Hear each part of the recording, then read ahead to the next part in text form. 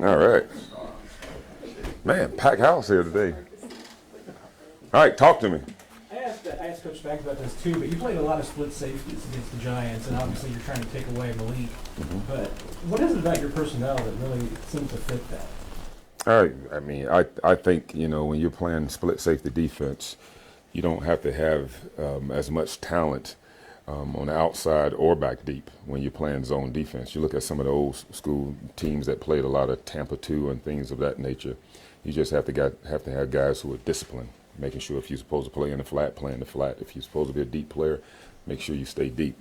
A lot of guys came from those Tampa 2 systems that, of course, have jackets in the Hall of Fame. But you don't have to have as much skill set to play the split safety defense. How challenging is it for your group when you're playing Lamar, who you got to worry about pass catchers, but he can take off at anything? Very, very much so. I mean, you just said it. This guy can take off at any time. And so when you're dealing with a guy like Lamar, you need to understand that when we use the word plaster. So when he starts scrambling, if you have a guy in your area, you need to start connecting to your man and stay with him.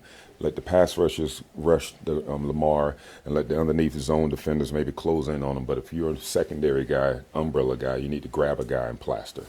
Dave, how much and again, I know it's 3 games, but I remember Justin Reed, tweeting out support of the young guys, especially after the game in Brazil. How much of his presence do you think is still with the guys, and what's it like watching young players have to do it and learn it themselves when they don't have that senior veteran? No, you're right. I mean, his presence is still in the locker room, and so you have the guys that he came up with, the Fab Five. So those guys came in with Justin Reed, and so what Justin left here, the residue, that group is still carrying on, his leadership, what he had in our room, and so.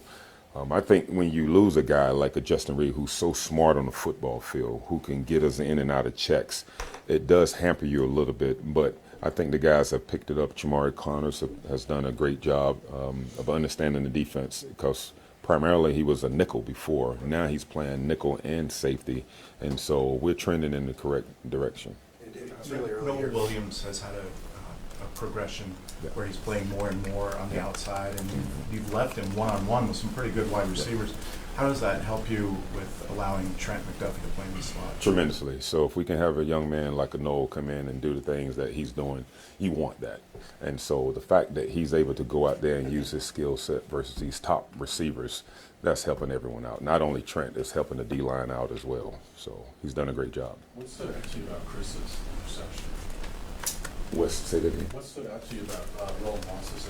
Just the fact that we knew the play when the kid was motioning in, that he understood the concept that they were going to run, and he took a chance. And sometimes you have to take a chance, and that's what he did. And so the fact that he was able to understand what was going to happen, that was excellent for him. I'm glad he made the play.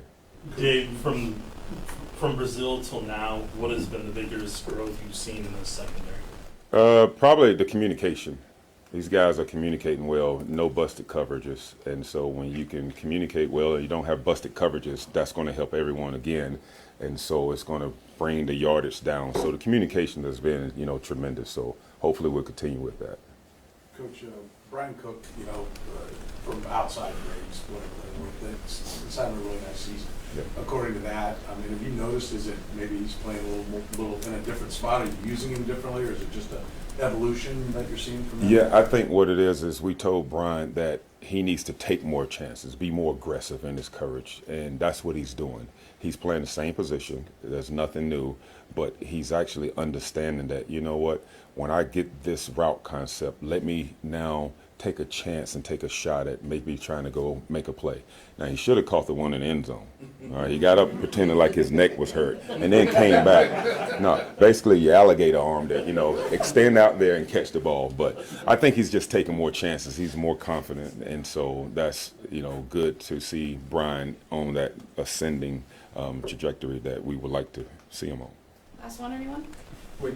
You're having fun with us here. You tell it like that in the meeting room? Absolutely. Stuff? Absolutely. All of them.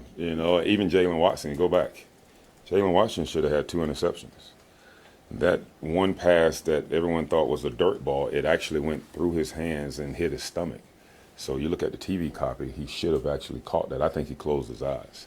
You know, it's just like guys who are getting ready to make a tackle. If you close your eyes, you're probably going to miss it. So you have to keep your eyes open, like my buddy Mike Singletary used to do. So, but he should have had 2 interceptions. All right. Thank you, guys.